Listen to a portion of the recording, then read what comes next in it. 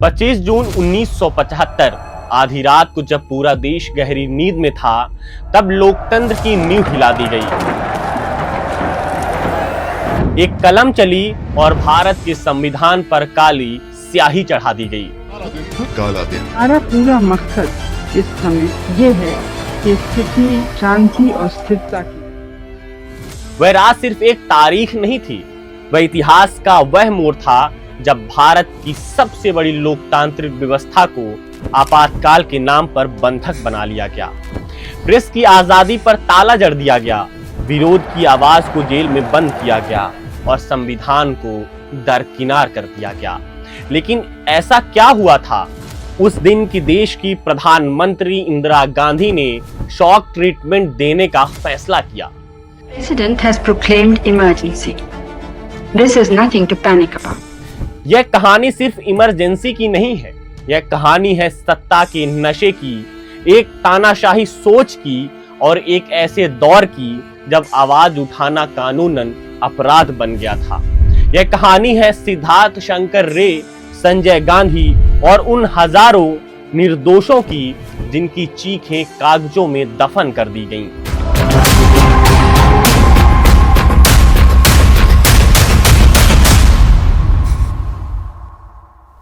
नमस्कार, मैं शिवेंद्र किस्से कहानियों के तीसरे एपिसोड में आज आपको लेकर चलेंगे 1975 की उन गलियों में जहां लोकतंत्र दम तोड़ रहा था और जनता हिम्मत बटोर रही थी।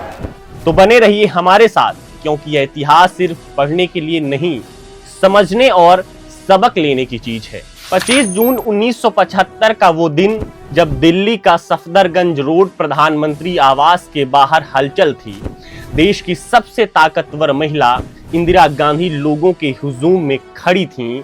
इंदिरा अपने दोस्त सिद्धार्थ शंकर रे को मिलने बुलाया था, लेकिन उस दिन इंदिरा ने दोस्त नहीं बल्कि वकील शंकर रे से मिलना चाहती थीं।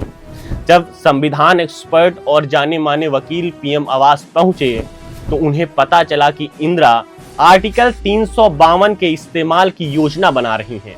जी हाँ, वही आर्टिकल 352 भारतीय संविधान का वो खतरनाक हथियार जिससे देश में आपातकाल लगाकर सारी सत्ता केंद्र सरकार के हाथ में आ जाती है।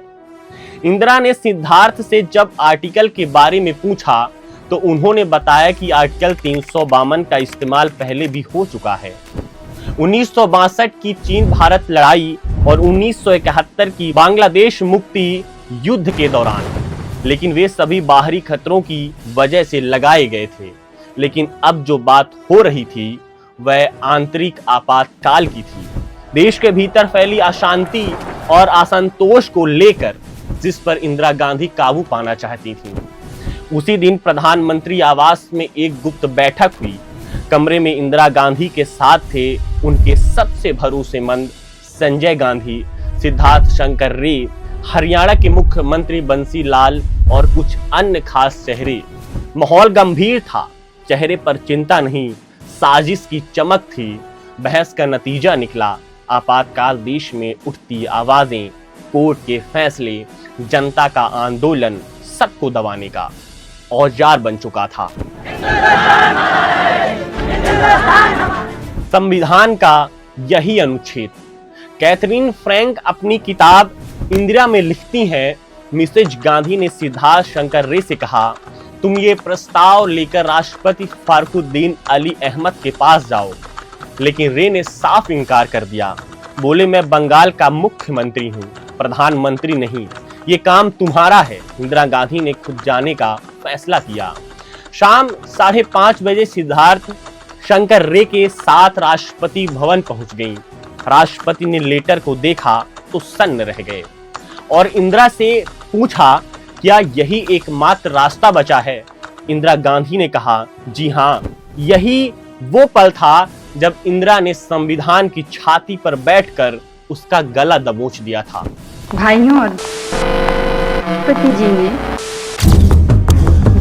बहनों, राष्ट्रपति जी ने आपातकाल की घोषणा की है। इससे आतंकित होने का कोई कारण नहीं है। इसके बाद इंदिरा के सचिव पीएन धर ने टाइपिस्ट को बुलाया। प्रस्ताव तैयार हुआ, राष्ट्रपति ने दस्तखत किए और भारत की आजादी पर पहरा बिठा दिया गया। आपातकाल लागू हो चुका था। आवाज, अखबार, लोकतंत्र को चुप कर दिया गया था और देश सिर्फ इंदिरा की आवाज बोल रहा था।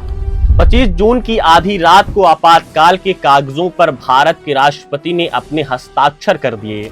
जब यह सब हो गया तो इंदिरा गांधी उस भाषण की तैयारी करने लगी जो उन्हें रेडियो पर देश के नाम अपने संबोधन में पढ़ना था। उधर आर.के. धवन के कमरे में संजय गांधी और ओम मेहता उन लोगों की लिस्ट बना रहे थे जिन्हें गिरफ्तार किया जाना था। ये लोग इस बात की भी योजना बना रहे थे कि अगले दिन कैसे समाचार पत्रों की बिजली काट कर सेंसरशिप लागू कर दी जाए। अगली सुबह तड़के 6 बजे कैबिनेट की मीटिंग बुलाई गई। मंत्रियों को आपातकाल की जानकारी दी गई। साथ ही पकड़ा दिया गया एक कागज जिसमें लिखा था उन नेताओं के नाम जिन्हें गिरफ्तार करना था। बिना सवाल जवाब के सब ने चुपचाप थाम लिया, लेकिन रक्षा मंत्री स्वर्ण सिंह ने सवाल किया कि आखिर किस कानून के तहत गिरफ्तारियां हुई हैं। इंदिरा गांधी ने जवाब दिया, मीसा यानी maintenance of internal security act. कोई मतदान नहीं, कोई मंत्रणा नहीं, सीधा देश पर आपातकाल थोप दिया गया।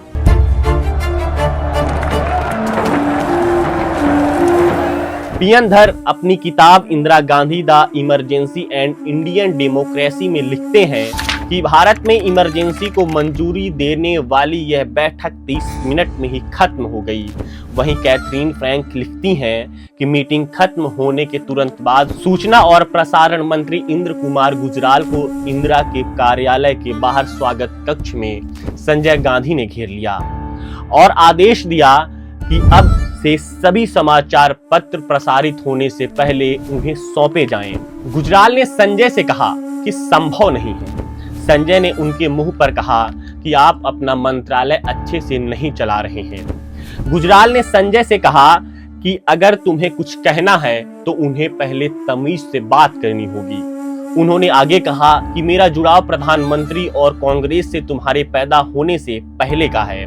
अगले दिन इंदिरा के पुराने दोस्त मोहम्मद यूनुस ने इंदिरा के अकबर रोड कार्यालय से गुजराल को फोन कर बीबीसी कार्यालय बंद करने और उसके संवाददाता मार्क टोली को गिरफ्तार करने का हुक्म दिया। गुजराल ने तत्काल जवाब दिया कि गिरफ्तार करना सूचना और प्रसारण मंत्रालय का काम नहीं है। उसी शाम इंदिरा गांधी ने गुजराल को बुलाकर बताया कि उन्हें पद से मुक्त किया जाता है। 26 जून की सुबह इंदिरा ने ऑल इंडिया रेडियो पर राष्ट्र के नाम अपने संबोधन में कहा, भाइयों और बहनों, राष्ट्रपति जी ने आपातकाल की घोषणा की है। इससे आतंकित होने का कोई कारण नहीं है। आप सभी गहरे और व्यापक षड्यंत्र से अवगत होंगे जो उस समय से रचा जा रहा है। भारत के पूर्व राष्ट्रपति प्रणब मुखर्जी ने अपनी पुस्तक the great decade the Indira years में लिखा है, मैं 26 जून को होने वाले राज्यसभा चुनाव के लिए कोलकाता में था। जब मैं सुबह करीब 9:30 बजे विधानसभा भवन पहुंचा तो विधानसभा भवन विधायकों, मंत्रियों और नेताओं से पटा पड़ा था। कुछ के पास सवाल थे और कुछ के पास साजिश के सिद्धांत। कुछ ने तो यहाँ तक कह दिया कि बांग्लादेश के मुजीबुर रहमान की तरह इंदिरा गांधी ने संविधान को निरस्त कर दिया है और सेना की मदद से खुद के लिए सत्ता हथिया ली है। रामचंद्र गुहा अपनी किताब इंडिया आफ्टर नेहरू में लिखते हैं, अखबारों में सेंसरशिप लागू कर दिया गया था। अखबार के पन्ने प्रधानमंत्री के भाषणों और सरकार की तारीफ से भरे जाते थे। संपादक जो गांधी, टैगोर और नेहरू के विचारों की आजादी संबंधी लेखों से पत्रों को भरने की कोशिश की, उन्हें तत्काल जेल में डाल दिया गया। शिमला से एक पाठक ने अपने ब्रिटिश मित्र को चिट्ठी लिखी कि हिंदुस्तान के अखबार पूरी दुनिया की खबरें तो देते हैं, लेकिन हमें अपने ही देश की खबरों का पता नहीं चल पाता। हमारे देश की खबरों के नाम पर से प्रधानमंत्री का भाषण छपता है। मैंने सोच लिया है कि अब मैं अखबार पढ़ना ही छोड़ दूंगा।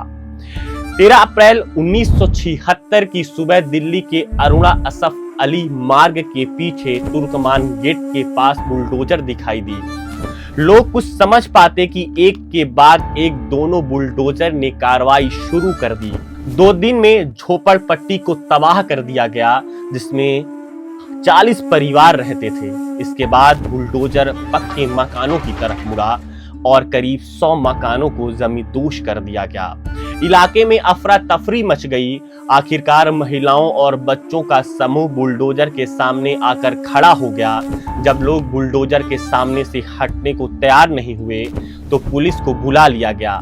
पुलिस ने लाठी चार्ज किया और लोगों को हटाने की कोशिश की, लेकिन जब वे इसमें नाकामयाब रहे तो उन्होंने आंसू गैस का प्रयोग किया। जवाब में लोगों ने पत्थर फेंकना शुरू कर दिया। पुराने शहर की तंग गलियों में लड़ाई फैल गई, लोगों की भीड़ बढ़ने लगी। तब पुलिस आंसू गैस के बदले गोली तक चलाने लगी। एक आकलन के मुताबिक इस झड़प में मरने वालों की संख्या 10 से 200 के बीच थी। पुराने शहर में कर्फ्यू लगा दिया गया, जो करीब 1 महीने तक इसी तरह लगा रहा। इस बीच एक दौर वह भी आया जब तत्कालीन सरकार जबरदस्ती परिवार नियोजन अभियान के नाम पर जवान, बुजुर्ग और यहाँ तक कि बच्चों तक को पकड़कर जबरदस्ती नसबंदी करा दी। आपातकाल से भारत का मनोरंजन उद्योग भी कहां अछूता रहने वाला था। संजय के परिवार नियोजन अभियान के तत्कालिक शिकार लोकप्रिय महान गायक किशोर कुमार भी हुए। नसबंदी के पक्ष में पैसा जुटाने के लिए दूसरे कई गायक और संगीतकार कार्यक्रम करने में राजी हो गए, लेकिन किशोर कुमार ने मना कर दिया। नतीजतन किशोर कुमार के विविध भारती के कार्यक्रमों पर प्रतिबंध लगा दिया गया। फिल्म सेंसर बोर्ड को यह निर्देश दिया गया कि जिन फिल्मों में किशोर कुमार ने अभिनय किया है या गीत गाया है उसके रिलीज होने पर पाबंदी लगा दी जाए। संजय गांधी के लोगों ने रिकॉर्डिंग कंपनियों को भी किशोर कुमार के गानों को बेचने से हड़काया। कुल मिलाकर कहा जाए तो यह इतिहास के साथ एक क्रूर मजाक था। यूं तो भारत में आपातकाल 25 जून 1975 को लगाया गया था, लेकिन इसकी स्क्रिप्ट कई दिनों पहले से शुरू हो गई थी। 12 जून 1975 का दिन तत्कालीन भारतीय प्रधानमंत्री इंदिरा गांधी के जीवन का शायद सबसे कठिन दिन था। इस दिन उन्हें 3 बड़े झटके लगे। पहला झटका उन्हें तब लगा जब वे अपने कमरे पर नाश्ता कर रही थीं। तभी आर.के. धवन ने उन्हें खबर दी कि उनके सलाहकार और मित्र डी.पी. धर के अस्पताल में मृत्यु हो गई है। इंदिरा गांधी तुरंत उस अस्पताल में गईं जहां धर की मृत्यु हो गई थी।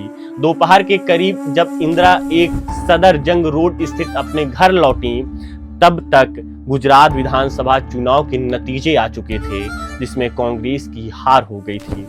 ये उनके लिए दूसरा बड़ा झटका था, लेकिन सबसे बड़ा झटका तो उन्हें अब लगने वाला था, जो उनके लिए सबसे ज्यादा विनाशकारी साबित होता। उस दिन दोपहर के 3 बजे इंदिरा के सचिवों में से एक एन.के. शेषन को सफदरगंज रोड स्थित टिकर टेप मशीन से खबर मिली कि इलाहाबाद उच्च न्यायालय के न्यायाधीश जगमोहन लाल सिन्हा ने फैसला सुनाया है कि इंदिरा गांधी 1971 के आम चुनाव अभियान के दौरान चुनावी कदाचार की दोषी हैं। फैसले ने रायबरेली के सांसद के रूप में इंदिरा के चुनाव को अमान्य कर दिया और उन्हें 6 साल के लिए निर्वाचित पद पर रहने की भी रोक लगा दी। न्यायालय ने पाया कि चुनावों के दौरान इंदिरा गांधी के पूर्व निजी सचिव यशपाल कपूर ने इंदिरा के एजेंट के रूप में काम किया। इसके अलावा इंदिरा गांधी पर यह भी आरोप तय किए गए कि उन्होंने उत्तर प्रदेश के अधिकारियों का उपयोग राज्य में अपनी रैलियों के लिए मंच बनाने और लाउड स्पीकर लगाने के लिए किया था। 1971 के चुनावों के बाद आए परिणामों में राजनारायण इंदिरा से 1 लाख से अधिक मतों के अंतर से हार गए थे। इसके बाद उच्च न्यायालय ने फैसला सुनाया, प्रधानमंत्री इंदिरा गांधी अपने पद पर नहीं बनी रह सकती और कांग्रेस पार्टी को सरकार चलाने के लिए वैकल्पिक व्यवस्था करने के लिए 20 दिन का समय दिया जाता है। भारत की न्यायपालिका, जिसकी शक्ति को इंदिरा गांधी की सरकार ने लगातार कमजोर करने का प्रयास किया था, आखिरकार पूर्ण न्याय कर दिया गया। इसके बाद 24 जून को जब यह मामला सुप्रीम कोर्ट पहुंचा तो न्यायाधीश कृष्ण अय्यर ने दिल्ली में घोषणा की, जिसमें कहा इंदिरा पद पर बनी रह सकती हैं, लेकिन संसद में तब तक मतदान नहीं कर सकती जब तक कि उनकी अपील का निपटारा नहीं हो जाता। 25 जून को जयप्रकाश नारायण ने दिल्ली के रामलीला मैदान में एक विशाल रैली आयोजित करने का आह्वान किया। रामलीला मैदान में जेपी ने जब ओजस्वी कबीरामधारी सिंह दिनकर की प्रसिद्ध पंक्तियां सदियों की ठंडी बुझी राख सुगबुगा उठी, मिट्टी सोने का ताज पहन इठलाती है, दो राह समय के रथ का घर घर नाद सुनो, सिंहासन खाली करो की जनता आती है से शुरुआत की तो पूरी सभा गूंज उठी। इससे पहले इंदिरा गांधी अपनी डेस्क पर रखी उन खुफिया रिपोर्ट को पढ़ चुकी थी जिसमें इस रैली के बारे में तमाम बातें बताई गई थीं, और इसके बाद सिद्धार्थ शंकर के साथ तत्कालीन इंदिरा गांधी इस नतीजे पर पहुंची कि वह भारत को एक शॉक ट्रीटमेंट देंगी, और यहीं से आपातकाल ने भारतीय इतिहास के सबसे खराब और भयानक संवैधानिक संकट को जन्म दिया। जब लोकसभा के चुनाव संपन्न हुए तो भारतीय जनता ने भी इंदिरा गांधी को आपातकाल का बड़ा करारा जवाब दिया। भारत के इतिहास में पहली बार कांग्रेस पूरी तरह हार गई। इंदिरा गांधी खुद रायबरेली निर्वाचन क्षेत्र से अपने पूर्व प्रतिद्वंदी राजनारायण से अपमानजनक रूप से हारी। उनके बेटे संजय गांधी तक अमेठी से हार गए। उत्तर प्रदेश में नेहरू परिवार के गढ़ में कांग्रेस 84 सीटों में से एक भी सीट जीतने में विफल रही। कैथरीन फ्रैंक इंदिरा गांधी में लिखती हैं, 20 मार्च 1977 की रात को भारत ने इतनी खुशी मनाई जितनी 30 साल पहले अंग्रेजों से आजादी की पूर्व संध्या के बाद नहीं मनाई गई थी।